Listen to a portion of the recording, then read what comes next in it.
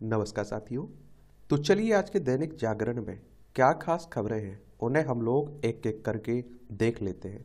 और याद रखिए दैनिक जागरण का राष्ट्रीय संस्करण है तो इसमें आप लोगों को महत्वपूर्ण खबरें ही देखने को मिलेगी।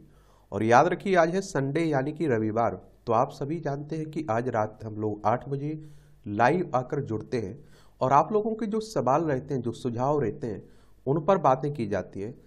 तो आप लोग भी रात 8 बजे लाइव आकर जुड़िएगा और अपने सवाल हो और खासकर मेरे लिए कोई सुझाव हुआ करे, कोई सलाह हुआ करे तो वो जरूर बताया करिएगा आप लोग, ठीक है। लाल कृष्ण आडवाणी को भारत रत्न दिया गया है, दैनिक की बात हुई है। और मोदी ने इंटरनेट मीडिया पर की सर्वोच्च नागरिक सम्मान दिए जाने की घोषणा।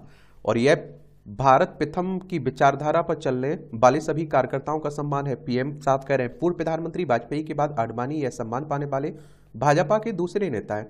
और इससे कुछ समय पहले आपने देखा होगा कि कर्पूरी ठाकुर को भी दिया गया था, ठीक है, तो ये भी याद रखिएगा।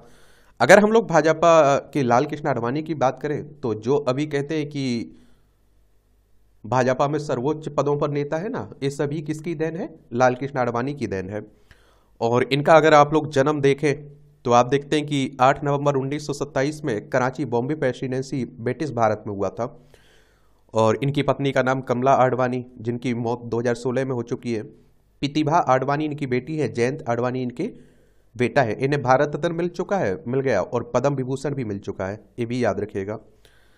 और भारतीय जनता पार्टी के दूसरे अध्यक्ष भी रहे, द्वितीय अध्यक्ष दिल्ली महानगर परिषद के रहे हैं, संसद के सदस्य भी रहे, लोकसभा के राज्यसभा के सदस्य भी रहे, राज्यसभा में विपक्ष के नेता भी रहे, लोकसभा में विपक्ष के नेता रहे, सूचना एवं प्रसारण मंत्री भी रहे, गृह राज्य मंत्री भी रहे, कार्मिक लोक शिकायत और पेंशन मंत्रालय भी इनके पास रहा है, कोयला एवं खान मंत्री भी रहे और भारत के 7वें उप प्रधानमंत्री भी रहे, ये भी आप लोग याद रखिएगा। अब बात आती है भारत रत्न की, तो आप देखते हैं भारत रत्न भारत गणराज्य का सर्वोच्च नागरिक पुरस्कार है और ये 1954 में शुरू हुआ था, याद रखिएगा। पहली बार किसे दिया गया था? सी राजगोपालाचारी, सर्वपल्ली राधाकृष्णन और सीबी रमन, ये नाम भी आपको याद रखना है, ठीक है। भारतीय नौसेना को मिला देश का पहला सर्वे पोत। ये आप देखिए आंध्र प्रदेश के विशाखापट्टनम में शनिवार को समारोह के दौरान सर्वेक्षण पोत INS संध्यायक पर गार्ड ऑफ ऑनर का निरीक्षण करते रक्षा मंत्री साहब। समुद्री आंकड़ों के विश्लेषण में मिलेगी नौसेना को सहायता। 3,400 टन वजनी है, यह पोत 110 मीटर लंबा है और अत्याधुनिक उपकरणों से लैस है INS संध्यायक। तो ये आप देखिए INS संध्यायक अत्याधुनिक हाइड्रोग्राफिक उपकरणों से लैस है, जिसमें गहरे पानी के मल्टी बीम, इको साउंड्स, पानी के नीचे चलने वाले वाहन, दूर से संचालित करने होने वाले वाहन, उपग्रह आधारित स्थिति निर्धारण प्रणाली शामिल है। जहाज की आधारशिला आप देखिए 12 मार्च 2019 को रखी गई थी और जहाज को 5 दिसंबर 2021 को लॉन्च किया गया था। यह बंदरगाह और समुद्र के में कई परीक्षण से गुजर चुका है और इसके बाद इसे चालू किया गया है। इस परियोजना का संचालन भारतीय नौसेना की युद्धपोत डिजाइन ब्यूरो द्वारा किया गया है। अच्छी बात है, हमारे पड़ोसी अगर पाकिस्तान, चाइना जैसे हो तो हमें सुरक्षा अपनी ध्यान देनी ही होती है। पंजाब के राज्यपाल बनवारी लाल पुरोहित ने दिया त्यागपत्र। पंजाब के राज्यपाल बनवारी लाल पुरोहित ने अपने पद से त्यागपत्र दे दिया। राष्ट्रपति को भेजे पत्र में उन्होंने पद त्यागने का कारण निजी बताया। गृह मंत्री अमित शाह से भेंट के एक दिन बाद उन्होंने यह कदम उठाया। असम व तमिलनाडु के राज्यपाल रह चुके हैं बनवारी लाल पुरोहित। 31 अगस्त 2021 को पंजाब के राज्यपाल बने थे। अब एक बार पंजाब चलिए पहले आप लोग, कहाँ चलिए पहले? पंजाब चलिए। देखिए ये हमारा प्यारा भारत है, इसमें आप देखेंगे ये हमारा प्यारा भारत और ये पंजाब आपको देखने को मिलेगा। चंडीगढ़ इसकी राजधानी आपको देखने को मिल जाएगी। अंतर्राष्ट्रीय सीमा इसकी पाकिस्तान से लगती है। राज्यों में राजस्थान हो गया, हरियाणा हो गया, हिमाचल प्रदेश और जम्मू कश्मीर से लगती है। विधानसभा में आप देखेंगे कि 117 सीटें हैं, राज्यसभा में 7 सीटें हैं, लोकसभा में 13 सीटें हैं। 50,362 वर्ग किलोमीटर में फैला हुआ है और भगवंत मान यहाँ के चीफ मिनिस्टर हैं, मुख्यमंत्री हैं। अब यहाँ राज्यपाल पद की बात होती है कि राज्यपाल की नियुक्ति कौन करता है, कैसे बनता है राज्यपाल कोई, क्या जिस तरह से राष्ट्रपति आप केंद्र में देखते हैं ना, उसी तरह से राज्यों में राज्यपाल आपको देखने को मिलता है, ठीक है। ये आप लोग याद रखिएगा। याद रखोगे कि नहीं रखोगे? रखना भी चाहिए मुझे लगता है।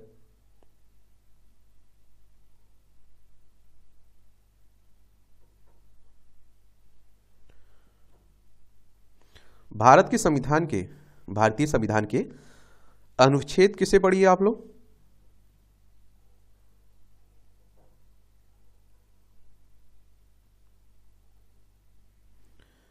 भारतीय संविधान के अनुच्छेद 153 को पढ़िए। ये कहता है प्रत्येक राज्य के लिए एक राज्यपाल का प्रावधान किया गया है। एक व्यक्ति दो या दो से अधिक राज्यों का राज्यपाल नियुक्त किया जा सकता है। राज्यपाल केंद्र सरकार का एक नामित व्यक्ति होता है जिसे राष्ट्रपति द्वारा नियुक्त किया जाता है। अगर आपसे डायरेक्ट क्वेश्चन पूछे कि राज्यपाल की नियुक्ति कौन करता है तो राष्ट्रपति करते हैं। ठीक है, तो ये याद रखिएगा। और देखिए अनुच्छेद 157 158 के तहत राज्यपाल के पद के लिए पात्रता संबंधी आवश्यकताओं को निर्दिष्ट किया गया है। वह भारत का नागरिक हो, कम से कम उसकी 35 साल आयु हो गई हो, संसद के किसी भी सदन या राज्य विधानसभा विधायक का सदस्य नहीं होना चाहिए, लाभ का पद धारण नहीं करना चाहिए। और राज्यपाल को संविधान के अनुच्छेद 161 के तहत क्षमादान और दंड विराम आदि की शक्तियां भी मिली हुई है, ये भी याद रखिएगा। 21वीं सदी के खतरों से निपटने के लिए अपनाना होगा नया सोच। प्रधानमंत्री नरेंद्र मोदी ने शनिवार को Commonwealth attorneys and solicitors general conference के उद्घाटन समारोह में कहा कि 21वीं सदी के खतरों को 20वीं सदी के नजरिए से नहीं निपटाया जा सकता है। इसके लिए कानूनी प्रणालियों को आधुनिक बनाना सहित पुनर्विचार, पुनर्कल्पना और सुधार की जरूरत है। बिल्कुल सही बात है। आप देखते हैं समय बदल रहा है तो उस हिसाब से बदलना भी होगा। केजरीवाल के आवास पर क्राइम ब्रांच ने सौंपा नोटिस। विधायकों की खरीद फरोख्त की कोशिश मामले में 3 दिन में देना होगा जवाब। मुख्यमंत्री स्वयं नोटिस लेने को नहीं थे तैयार। 5 घंटे तक चला ये ड्रामा। ये आप देखिए दिल्ली की बात हो रही है, राजधानी जो आप देखते हैं। अरविंद केजरीवाल यहाँ के मुख्यमंत्री हैं। विधानसभा में 70 सीटें, राज्यसभा में 3 सीटें, लोकसभा में 7 सीटें हैं। भाजपा विधायक ने शिवसेना सिंधे गुट के नेता को थाने में मारी गोलियां। वो कहते हैं ना, सैया भय कोतवाल तो काहे का डर। मालदीव ने भारत से पूछा कोस्ट गार्ड हमारे क्षेत्र में क्या कर रहे थे। मालदीव में सत्ता बदलने के बाद से ही दोनों देशों के बीच बढ़ रहा तनाव। मालदीव के EEZ में 3 नौकाओं को रोकने का लगाया। देखिए मालदीव की राजधानी माले है और जब से यहाँ देखिए सत्ता परिवर्तन हुआ है उसका झुकाव चाइना की तरफ देखा जा रहा है, तो हमसे रिश्ते बिगड़ रहे हैं। विकसित भारत का आधार तैयार करेंगे नए रेल गलियारे। ये आप देखिए माल ढुलाई के साथ यात्रियों के लिए भी उपयोगी साबित होंगे। उत्तर प्रदेश, बिहार, झारखंड से मुंबई, दिल्ली जाने वाले सहज होगी यात्रा। ये रेलवे मंत्री अश्विनी वैष्णव ने आश्वस्त किया है कि तीनों रेल गलियारों के पूरा होने जाने के बाद वेटिंग लिस्ट की समस्या खत्म हो जाएगी। ट्रैक बिछाने का काम भी तेजी से आगे बढ़ रहा है। पहले प्रतिदिन लगभग 4 किलोमीटर ट्रैक बिछाए जाते थे, जो अब बढ़कर प्रतिदिन लगभग 15 किलोमीटर हो गए। पिछले वर्ष आप देखिए 5200 किलोमीटर नए ट्रैक जोड़े गए। इस बार आप देखिए 5500 ट्रैक पर काम चल रहा है। किलोमीटर की बात हो रही, ठीक है। ये आपकी राष्ट्रीय राजधानी से जुड़ी हुई खबरें हैं।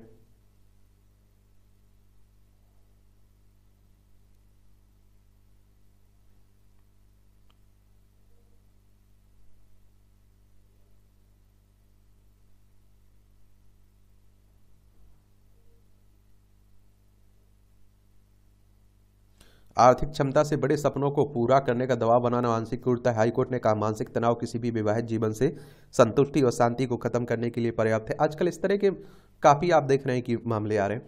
आहार ही है महाऔषधि, रोग मुक्त रहना है तो अच्छा खाएं। राष्ट्रीय आरोग्य मेले में 30वें दिन आयुष आहार अपनाने पर जोर। आयुष आहार को पाठ्यक्रम में शामिल करें सरकार, मंजीत गिल कह रहे हैं। ये सही बात है, खान पान पर भी देना ध्यान जरूरी है। विकसित भारत के लिए देश के हर राज्य का विकास जरूरी है। उड़ीसा के संबलपुर में किया लगभग 70,000 करोड़ की परियोजनाओं का शिलान्यास प्रधानमंत्री साहब ने, तो उसी को। और बिना राज्य के कहाँ आगे बढ़ सकते हैं, ये भी तो जरूरी है, समझ रहे हैं आप लोग।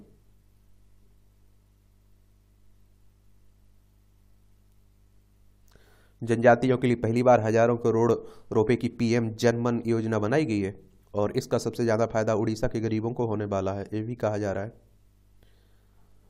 अपूर्व चंद्रा स्वास्थ्य सचिव संजय जाजू नए सूचना प्रसारण सचिव नियुक्त किए गए हैं।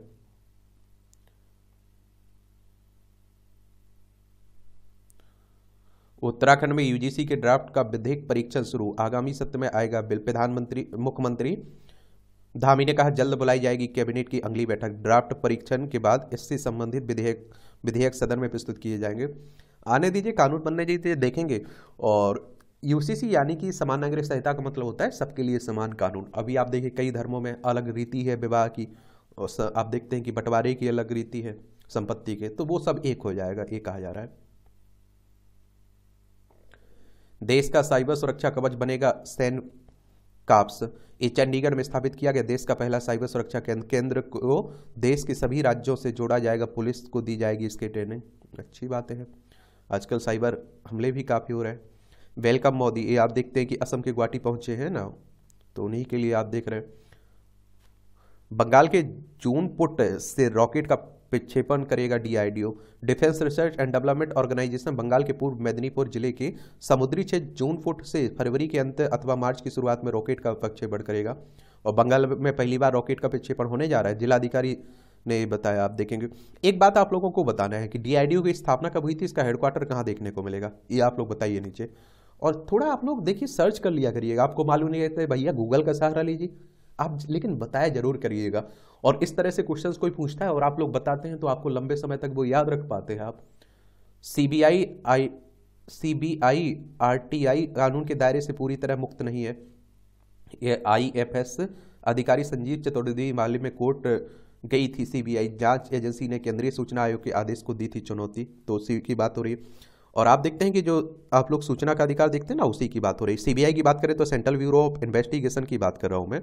इसकी स्थापना 1 अप्रैल 1963 में हुई थी। नई दिल्ली में आपको हेडक्वार्टर देखने को मिल जाएगा। अब आप देखिए कि ये सभी राजनीति की खबरें हैं। 2024 में चुनाव है लोकसभा के, 543 सीटें हैं लोकसभा में। इनका चुनाव डायरेक्ट जनता यानी कि मतदाताओं के द्वारा होता है। अगर आपकी उम्र 18 साल हो चुकी है तो वोटर सूची में आपका नाम जुड़ चुका होगा, आप लोग वोट डालने भी जाते होंगे। अगर आपकी उम्र 25 साल हो चुकी है तो आप लोग लोकसभा का चुनाव लड़ सकते हैं। ये चुनाव कौन करवाता है? इलेक्शन कमीशन ऑफ इंडिया, भारतीय निर्वाचन आयोग एक संवैधानिक संस्था है। संविधान के अनुच्छेद 324 के तहत इसकी स्थापना की बात की गई है। 25 जनवरी 1950 में स्थापना हुई थी। 25 जनवरी को आप लोग मतदाता दिवस भी मनाते हैं। और नई दिल्ली में इसका सचिवालय देखने को मिलेगा। और सुकुमार सेन पहले मुख्य चुनाव थे, ये भी याद रखिएगा।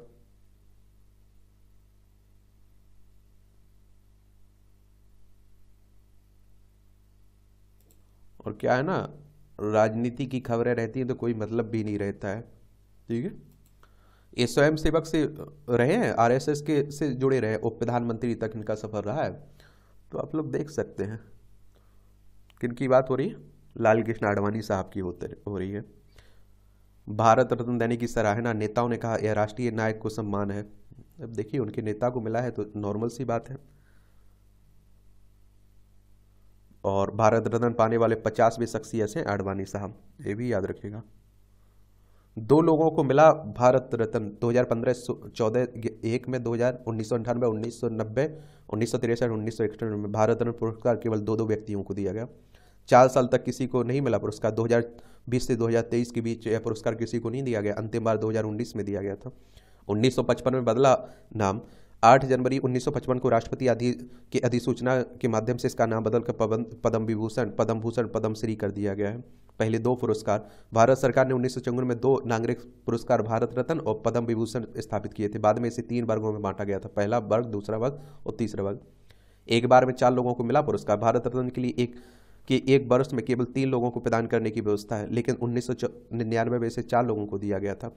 सर्वोच्च नागरिक पुरस्कार है, ये भी आप लोग जानते हैं। और पीएम द्वारा राष्ट्रपति को सिफारिश की जाती। भारत रत्न के लिए सिफारिश प्रधानमंत्री द्वारा राष्ट्रपति को की जाती। भारत रत्न के लिए किसी औपचारिक अनुशंसा की आवश्यकता नहीं है। भारत रत्न पुरस्कारों की संख्या किसी विशेष वर्ष में अधिकतम 3 तक सीमित रहती है। 3 लोगों को मिला पुरस्कार।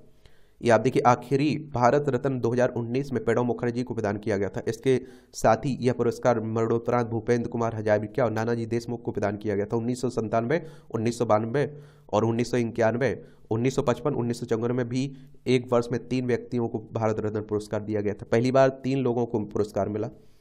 ये आप देखिए, पहले वर्ष यानी कि 1954 में ये प्रतिष्ठित पुरस्कार सी राजगोपालाचारी, सर्वपल्ली राधाकृष्णन, चंद्रशेखर वेंकटरमन को दिया गया था ना। इसके बारे में हम बता चुके हैं आपको, तो पुरस्कार के बारे में ज़्यादा याद रखिएगा। और लाल कृष्ण आडवाणी साहब तो आप लोग याद बने रहेंगे आपको। रामलला को 10 दिन में अर्पित हुए 25 करोड़ रुपए। 21 जनवरी तक रामलला को अर्पित किए गए 25 करोड़। 27 लाख लोगों ने किए भव्य मंदिर में रामलला के दर्शन। कहते हैं ना कि इसीलिए कि अर्थव्यवस्था में बड़ा योगदान रहेगा इसका उत्तर प्रदेश की में और देश की, क्योंकि जो धार्मिक पर्यटन है, लोग जा रहे हैं ना, तो बढ़ेगा ही। ये देख लीजिए,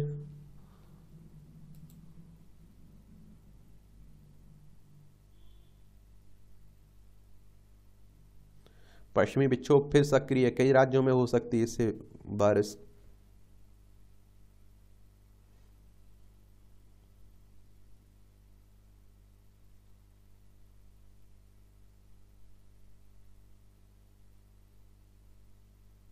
ये बस्तर में सनातन धर्म में लौटे 81 मतांतरित आदिवासी। ये रविवार विशेष है, कर्तव्य पथ पर बढ़ती नारी शक्ति। गत सप्ताह देश की राजधानी में आयोजित गणतंत्र दिवस समारोह के इस बार भारत में नारी सशक्तिकरण की सशक्त छवि आप लोगों ने देखी है ना, उसी की बातें हो रही हैं। भागीरथ प्रयास से जीरो वेस्ट, चारधाम यात्रा का नवाचार, सुपोषण की क्यारी से भर रही है बचपन की थाली। मुझे लगता है कि ये सब आपको मोटिवेशन भी होना चाहिए। समर्पण की चादर ओढ़ बदला महिलाओं का जीवन, आप देखेंगे। आदिवासी बहुल जिले के पिछड़े ब्लॉक को दी नई पहचान।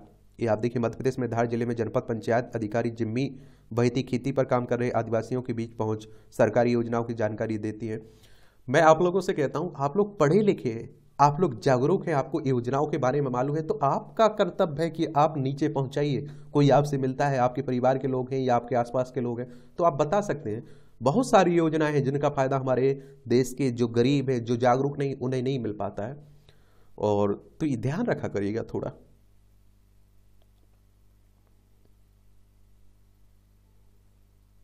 नोबेल विजेता मेल्डल ने पश्चिमी देशों को दी भारत से सीखने की नसीहत। मॉर्टन मेल्डन ने भारत की रिसर्च फंडिंग इकोसिस्टम और समन्वय की तारीफ भी की है। ये आप देखिएगा, संपादकीय पाठ है। ये आपको प्रीलिम्स में, मुख्य परीक्षा में, इंटरव्यू में, हर जगह मदद पहुंचाते हैं, एक सामान्य जानकारी मिलती है। आत्मविश्वास से भरी मोदी सरकार।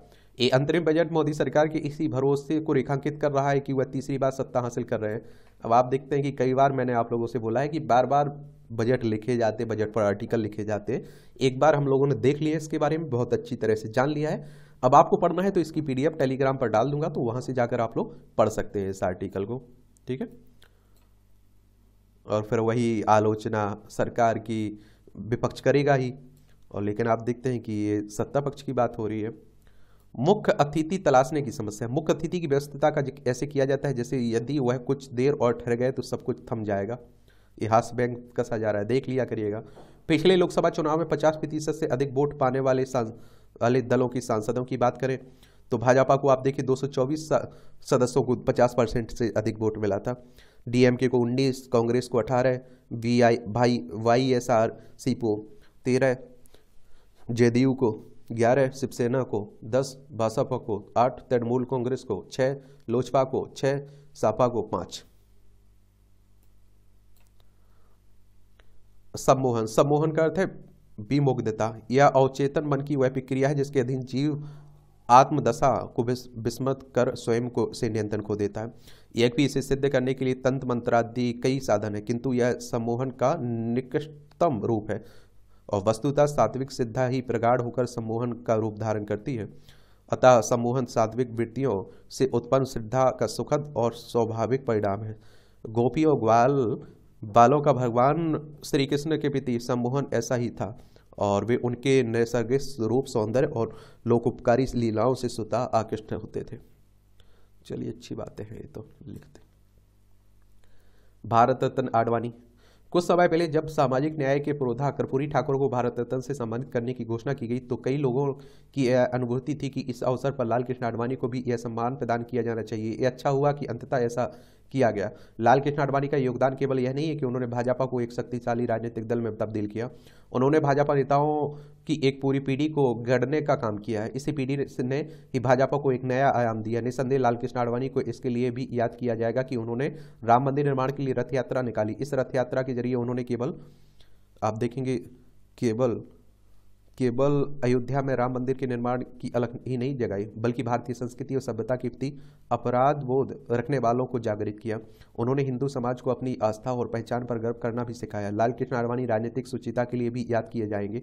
वह विशेष रूप से स्मरण रहना चाहिए कि जैन हवाला कांड में अपना नाम आने के बाद किस तरह उन्होंने लोकसभा से इस्तीफा पत्र देने के बाद या घोषणा की थी कि जब तक भ्रष्टाचार के आरोपों से मुक्ति नहीं मिलती है तब तक वह संसद में कदम नहीं रखेंगे। अपने अपने इस दृढ़ संकल्प के चलते उन्होंने अगला लोकसभा चुनाव भी नहीं लड़ा।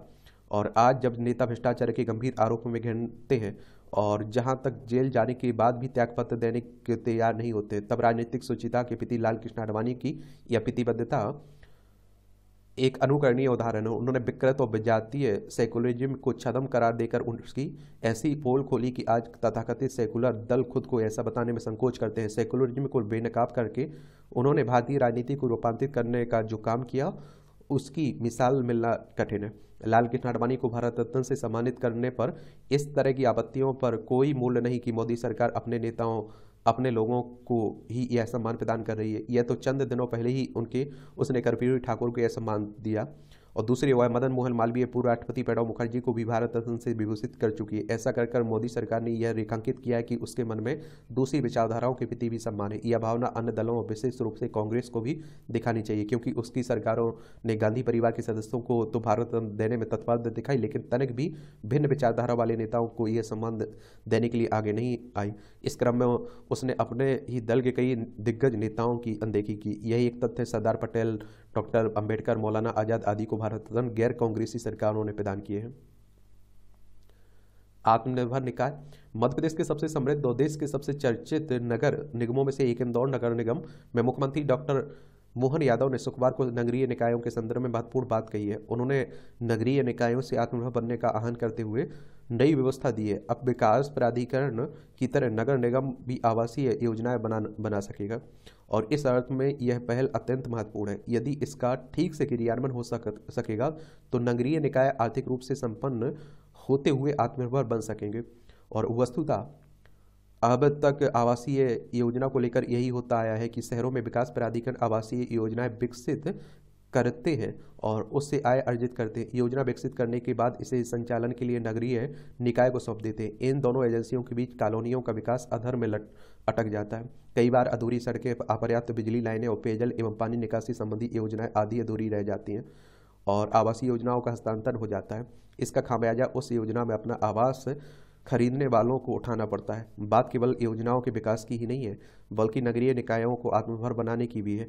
आखिर निकाय कब तक राज्य या केंद्र सरकार से मिलने वाले फंड के आधार पर अपने काम करते रहेंगे और उन्हें विभिन्न स्रोतों से अपनी आय बढ़ानी ही होगी। आवासीय योजना इस दिशा में महत्वपूर्ण कदम हो सकता है और जब निगम की कॉलोनी विकसित करेगा तो निश्चित ही उसकी आय बढ़ेगी और जनता को बेहतर सुविधाएं मिल सकेंगी। किंतु यह सब ईमानदारी पूर्वक एवं दृढ़ता पूर्वक करना होगा। अंतरिक्ष से आए जीवन के बीज। ये आप देखिए, पृथ्वी पर जीवन की उत्पत्ति कैसे हुई, यह आज भी एक बड़ा रहस्य बनी हुई है। कुछ वैज्ञानिकों का मानना है कि पृथ्वी पर जीवन का बीजारोपण अंतरिक्ष से हुआ था। अब एक नए अध्ययन से उनके इस विचार को बल मिला है। जापानी वैज्ञानिकों ने रीइगो क्षुद्र ग्रह के नमूनों की विस्तृत जांच करने के बाद निष्कर्ष निकाला है कि जिन कार्बनिक अणुओं ने हमारे ग्रह पर जीवन को जन्म दिया है वे प्राचीन धूमकेतुओं द्वारा यहाँ लाए गए थे। अंतरिक्ष चट्टान के नमूने जापान के हायाबुसा 2 मिशन द्वारा पृथ्वी पर लाए गए थे और जिसने 2018 में रीयुगो की यात्रा की थी। जापानी रोबोटिक यान द्वारा एकत्रित की गई सामग्री हमारे सौरमंडल के बारे में सूचनाओं का एक बहुमूल्य खजाना साबित हो रही है। रीयुगो 870 मीटर चौड़ा पृथ्वी के निकट का क्षुद्र ग्रह है। क्षुद्र ग्रह मूल रूप से सौरमंडल के निर्माण के बाद बची हुई सामग्री है। इसलिए रीयुगो के नमूनों के विश्लेषण से यह जानकारी मिलेगी कि सौरमंडल के निर्माण के समय स्थितियां कैसी थी। खगोल विज्ञानी यह निर्धारित करने में रुचि रखते हैं कि लगभग 4.6 अरब साल पहले सौरमंडल के गठन के तुरंत बाद उसमें कार्बनिक अणुओं को कैसे वितरित किया गया था और इनसे यह सुराग मिल सकता है कि जीवन कैसे और कहाँ उभरा है। रीयुगो के नमूनों से पहले ही 20 से अधिक amino acid, vitamin B3, niacin और अंतर नक्षत्रीय धूल के बारे में बहुत सी जानकारी मिल चुकी है। जापान के वैज्ञानिकों को रीयुगो नमूनों में सूक्ष्म उल्का के प्रहारों के सबूत भी मिले हैं। उनके निष्कर्षों के अनुसार ये सूक्ष्म उल्कापिंड संभवतः अन्य धूमकेतुओं से आए थे। चंद्रमा और अन्य वायु रहित पिंडों की तरह रीयुगो में कोई सुरक्षात्मक वायुमंडल नहीं है। इसका अर्थ यह हुआ कि इसकी सतह सीधे अंतरिक्ष के संपर्क में रहती है और अंतर्ग्रहीय धूल इकट्ठा कर सकती है। इसमें अपक्षय या क्षरण का अनुभव नहीं होता है और इस वजह से इसकी सतह पर पिछले उल्कापिंडों के प्रहारों के कारण बने क्रेटर कई युगों के बीतने के बावजूद सावधानीपूर्वक संरक्षित है। इन प्रहारों में आप देखिए तीव्र गर्मी उत्पन्न होती है जो सतह पर कांच के पिघलते हुए धब्बे छोड़ देती है। ये धब्बे अंतरिक्ष के वैक्यूम में तेजी से जम जाते हैं। उल्का प्रहारों के कारण क्षुद्रग्रह की सतह सामग्री की संरचना में परिवर्तन होता है। इससे इन प्रहारों के इतिहास के बारे में जानकारी मिलती है। सूक्ष्म उल्काओं में मौजूद कार्बनिक पदार्थ अंतरिक्ष से पृथ्वी पर लाए गए जीवन के छोटे बीज को सकते हैं। उम्मीद है कि इस अध्ययन से जीवन के उद्भव से पहले 4 अरब साल पहले पृथ्वी के चारों ओर अंतरिक्ष में प्राचीन कार्बनिक पदार्थों के परिवहन के बारे में अधिक जानकारी मिलेगी। अच्छा कॉलम है, ये टिप्पणियां रहती है, देख सकते हैं आप लोग। हिंदी पर हिंदुस्तानी की प्रेत छाया। स्वाधीनता के पश्चात अनेक नेताओं ने हिंदी के बजाय उर्दू को प्राथमिकता दी। देश के प्रथम शिक्षा मंत्री मौलाना अबुल कलाम आज़ाद ने भी ऐसा ही किया, परंतु उनके बारे में ऐसा लिखा कम ही गया, बल्कि उन्हें ऐसे नेता के रूप में प्रस्तुत किया गया जो भारतीय शिक्षा संस्कृति के लिए आजीवन संघर्ष करता रहा। जबकि केंद्र हिंदी को पीछे रखते हुए मौलाना ने हिंदुस्तानी भाषा को सदैव आगे रखने का उपक्रम किया है। लिहाजा अब तक का जो नरेटिव है उस पर अमृतकाल में नए सिरे से चर्चा होनी चाहिए। चलिए, नए सिरे से संविधान लिखने की बात भी कर रहे हैं लोग, तो आइए टिकट हम देते हैं। खरी खरी तंज कसा जा रहा है कोलाहल से विचारों की नीरवता की ओर। ये किताबें पढ़ना हो तो पढ़ सकते हैं। ब्रह्म हत्या का रहस्य, अद्भुत अलौकिक अप्रतिम कुंभ। यह कीर्ति प्राचीन काल और मध्यकाल से लेकर ब्रिटिश काल उसके बाद स्वतंत्र भारत में 4 विभिन्न स्थानों पर आयोजित होने वाले कुंभ की लोकप्रियता विस्तार से दर्शाती है। पीएसयू के विनिवेश का फैसला सही समय पर है। दीपम सचिव ने कहा कि विनिवेश को लेकर कोई आर्थिक मजबूरी नहीं है। पीएसयू को लेकर बदली धारणा। वित्त वर्ष 2024-25 के लिए विनिवेश की कोई विशिष्ट लक्ष्य नहीं है। पीएसयू के आर्थिक सेहत को बेहतर करने पर ध्यान देते रहेंगे। 58 लाख करोड़ रुपए पर पहुंचा पीएसयू का कुल बाजार पूंजीकरण। 25 लाख करोड़ रुपए जुड़े पीएसयू के पूंजीकरण में बीते एक वर्ष में। केंद्र ने घरेलू कच्चे तेल पर अप्रत्याशित लाभ बढ़ाया। मेटा का पूंजीकरण एक दिन में 196 अरब डॉलर बढ़ा। वीडियो प्लेटफॉर्म जूम ने 150 कर्मचारियों को निकाला। गेमिंग कंपनियों से 4000 करोड़ मिलने की उम्मीद है। 2030-31 तक 6.7% की दर से बढ़ेगी भारतीय अर्थव्यवस्था। रेटिंग एजेंसी क्रिसिल ने कहा है सरकार की पूंजीगत व्यय में वृद्धि की नीति से सरकार विकास दर में आ रही मजबूती। एसबीआई का शुद्ध लाभ 35% बढ़कर 9164 यानी कि 9164 करोड़ रहा। एसबीआई के बारे में याद रखिएगा, state bank of India. Mumbai में इसका हेडक्वार्टर आपको लोग देखते हैं या नहीं देखते हैं। बहुत सारे लोगों के अकाउंट भी होंगे इसमें कि नहीं खुलते हैं अकाउंट। कब हुई थी इसकी स्थापना बताइए आप लोग। मुंबई में हेडक्वार्टर तो देखने को मिल जाएगा। 1 जुलाई 1955 में इसकी स्थापना हुई थी। पीएलआई सिर्फ शुरुआती देगी, प्रतिस्पर्धा कायम रहेगी। गोयल साहब कह रहे केंद्रीय मंत्री ने जानी 14 क्षेत्रों से जुड़ी पीएलआई योजना की प्रगति। भारत को मैन्युफैक्चरिंग महाशक्ति बनाना है पीएलआई का उद्देश्य।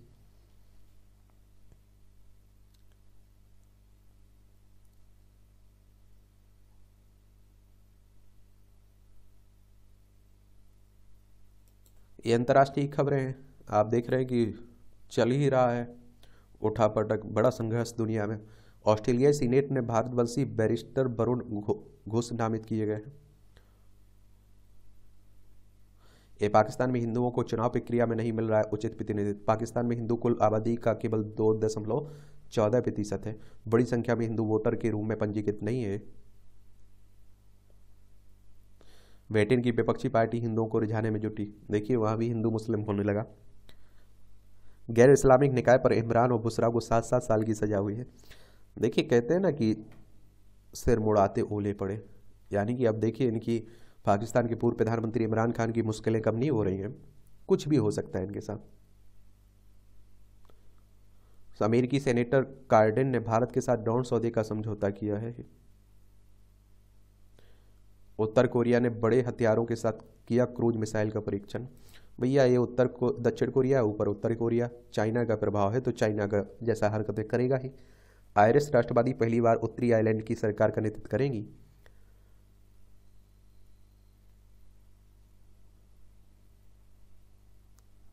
पेरिस में रेलवे स्टेशन पर चाकू से हमला, देख लीजिए संघर्ष। देखिए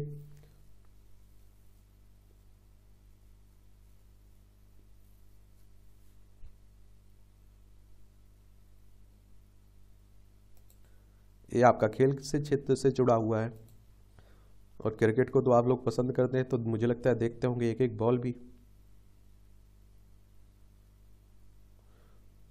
सरकार ने भारतीय पैरालंपिक समिति को निलंबित किया। चुनाव में देरी के कारण खेल मंत्रालय ने लिया कठोर निर्णय। तदस्थ समिति गठित करने के लिए साई को किया अधिकृत। सुदर्शन के शतक से भारत की विशाल बढ़त मिली है। PHF के कर्मचारियों का 6 महीने का वेतन बकाया। पाकिस्तान हॉकी महासंघ के भारतीय दिव्यांग क्रिकेट टीम ने जीती T20 सीरीज। ये भी देखिए, मेसी बार्सिलोना में करार वाला नैपकिन होगा नीलाम। अर्जेंटीना के विश्व विजेता कप्तान लियोन मेसी। आर्यन करन के दोहरे शतक से उत्तर प्रदेश मजबूत रणजी ट्रॉफी में। IBPL की 23 फरवरी से शुरुआत होगी। बहुप्रशिक्षित इंडियन वेटरनरी प्रीमियर लीग की बात हो रही है। डेविस कप में पाक पर भारत ने बनाई बढ़त। ILT 20 में नाइट राइडर्स के आगे कैपिटल्स ने टेके घुटने हैं। क्या बोल सकते हैं, अच्छी बात गलत बात। चलिए, इंटरव्यू है इनका, देख सकते हैं। छोटे आइडिया से दूर की दिव्यांगों की परेशानी। बदलाव लाने के लिए हमेशा कुछ बड़ा सोचने या करने की जरूरत नहीं होती। एक छोटा सा आइडिया भी लोगों की जिंदगी आसान कर सकता है। झारखंड के जमशेदपुर के शुभम का नवाचार भी कुछ ऐसा ही है जो दिव्यांगों को राहत देगा। इस आइडिया को गोवा आयोजित प्रतिस्पर्धा में बेस्ट आइडिया का खिताब मिला है। शुभम को देश भर में दूसरा स्थान मिला है और इसमें 15,000 प्रतिभागियों ने भाग लिया है। हीमोफीलिया के कारण दिव्यांग हो चुके शुभम। ये आनुवांशिक बीमारी है। हीमोफीलिया आनुवांशिक रोग है जिसमें शरीर के बाहर बहता हुआ रक्त जमता नहीं है। इसके कारण चोट व दुर्घटना में यह जानलेवा साबित होती है। एक रक्त प्रोटीन की कमी होती है जिसमें क्लोटिंग फैक्टर कहा जाता है। बल्ले को गर्दन में दबाकर बल्लेबाजी पांव से करते हैं गेंदबाज। बड़ी अजब है। सचिन ने एक गर्दन में बल्ला प्रैक्टिस करते आमिर हुसैन तोन है। ये आपके लिए मोटिवेशनल स्टोरी हो सकती है। इंदौर की बेटियों के कंधों पर देश की उम्मीद। कुछ बच्चे बचपन में ही इतने बड़े हो जाते हैं कि बड़े बड़े भी उनका मुकाबला नहीं कर पाते। ऐसे ही मध्य प्रदेश के इंदौर की पलक शर्मा है। पलक ने गोताखोरी में महारत प्राप्त करते हुए कतर की राजधानी दोहा में होने वाले विश्व एक्वाटिक चैंपियनशिप के लिए भारतीय टीम में जगह बनाई है। ऐसा करने वाले वह देश की एकमात्र महिला गोताखोर हैं। 16 साल की उम्र में ही वह कई अंतर्राष्ट्रीय सफलताएं हासिल कर चुकी हैं। चलिए,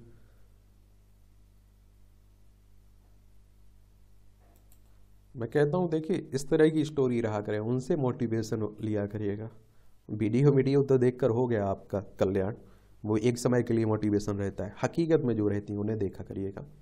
यहाँ भी आपको जनरल नॉलेज की जानकारी मिल जाती है, परीक्षा के पॉइंट ऑफ व्यू से ही पॉइंट मिल जाते हैं।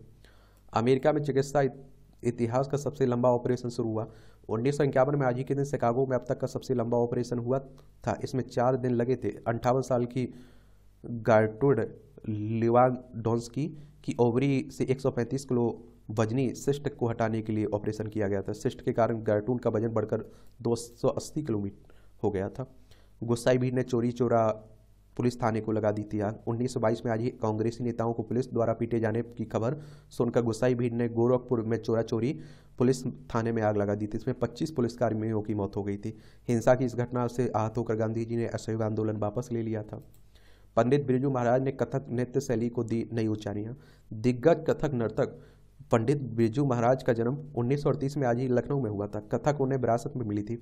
3 वर्ष की उम्र से ही पिता चाचा ने नृत्य प्रशिक्षण लेने लगे और 7 साल की उम्र में संगीत सम्मेलनों में प्रस्तुति देने लगे। भारत के सांस्कृतिक प्रतिनिधि के रूप में अमेरिका, फ्रांस, जर्मनी, इटली सहित कई देशों में प्रस्तुतियां करके कथक को नई ऊंचाइयों पर ले गए। बाजीराव मस्तानी, देवदास जैसी कई बॉलीवुड फिल्मों में कोरियोग्राफी भी की। 17 जनवरी 2022 को इनकी डेथ हो गई थी। विश्व की सबसे बड़ी दर्पण वाली इमारत सऊदी अरब के उत्तर पश्चिम अल उला रेगिस्तान की असर घाटी में दुनिया की सबसे बड़ी दर्पण वाली इमारत मिरर कंसर्ट हाल ही में गिनीज वर्ल्ड रिकॉर्ड में शामिल हुई है। 9,740 वर्ग मीटर की इस इमारत को मात्र 2.5 माह में बनाकर तैयार किया गया है। 100 गुना 26 मीटर के घनाकार स्टील फ्रेम को खड़ा करके और दर्पणों का लगाने के लिए सैकड़ों इंजीनियर व श्रमिकों ने 24 घंटे काम किया है। भारत में कैंसर से 9 लाख से ज़्यादा मौतें। भारत में कैंसर के मामले में लगातार बढ़ोतरी की जा रही है। और विश्व स्वास्थ्य संगठन WHO, वर्ल्ड हेल्थ ऑर्गेनाइजेशन की बात हो रही है। इसकी स्थापना 7 अप्रैल 1948 में हुई थी। 7 अप्रैल को आप लोग विश्व स्वास्थ्य दिवस भी मनाते हैं। जेनेवा स्विट्जरलैंड में इसका हेडक्वार्टर देखने को मिलेगा। कि WHO की अनुमानित वैश्विक कैंसर आंकड़ों के अनुसार 2022 में भारत में 14.1 लाख से अधिक नए कैंसर के मामले आए। इसकी वजह से 9.1 लाख लोगों से अधिक की मौत हो चुकी है। वहीं वैश्विक स्तर पर 2 करोड़ नए कैंसर के मामले देखे गए। WHO की कैंसर एजेंसी IARC ने 185 देशों और 36 तरह के कैंसरों का विश्लेषण कर आंकड़े जारी किए हैं। आंकड़ों में कैंसर से मृत्यु का जोखिम यूरोप में सबसे अधिक है, 11.5% देखा गया है। एशिया में 9.3% के साथ इसी सूची में दूसरे स्थान पर है। और स्तन कैंसर के मामले सबसे अधिक बताए जा रहे हैं। तंबाकू, शराब, मोटापा प्रमुख कारण बताया जा रहा है। वैश्विक स्तर पर हर 5 में से 1 व्यक्ति को कैंसर है। 3.5 करोड़ से अधिक नए कैंसर मामले की भविष्यवाणी की है वैश्विक स्तर पर IARC ने 2050 में। और 97 लाख लोगों की हुई है कैंसर से मौत दुनिया भर में। 10.6% आंका गया 75 वर्ष की आयु से पहले कैंसर होने का जोखिम। 7.2% पाया गया उसी उम्र के तक कैंसर से मरने का जोखिम। और 15.6% कैंसर के मामले थे पुरुषों में हॉट और ओरल कैविटी। 2020 में अनुमानित 6,04,000 नए मामले सामने आए सर्विकल कैंसर के। और 23 महिलाएं प्रति 1 लाख इस कैंसर से पीड़ित थे मिजोरम में, जो देश में सबसे ज़्यादा है।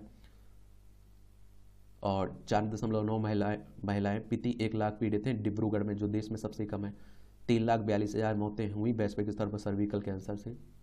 सर्विकल 8वां सबसे आमतौर पर होने वाला कैंसर है, ये भी याद रखिए। बढ़ रहा है milk queen of the world Saanen का कुनबा।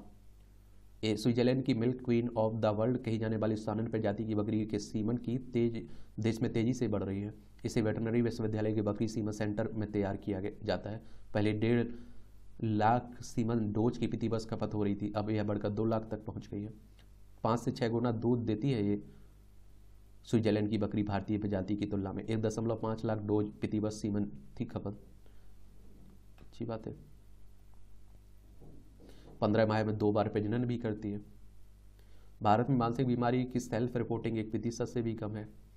सिखों की पगड़ी सिर के फ्रैक्चर के खतरे को कम करने में सहायक है। दस्तार पगड़ी शैली सामने के हिस्से को कुशनिंग प्रदान करती है। इंपीरियल कॉलेज लंदन व सिख साइंटिस्ट नेटवर्क के शोधकर्ताओं का अध्ययन है।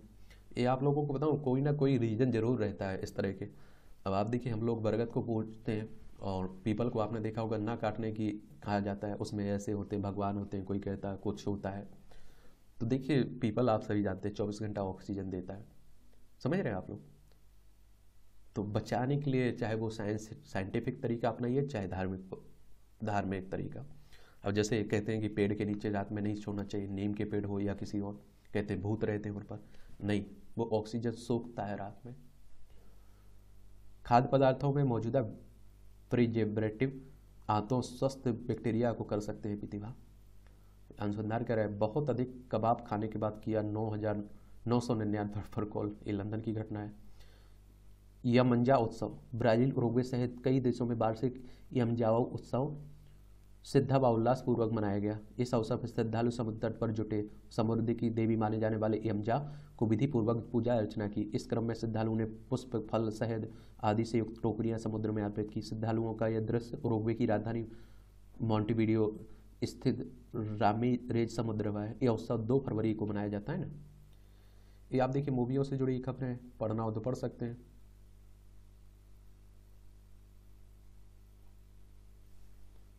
और इस तरह से आप देखेंगे कि आज के न्यूज़पेपर की कहानी खत्म होती है। आप लोग पढ़ते रहिए, एंजॉय करते रहिए।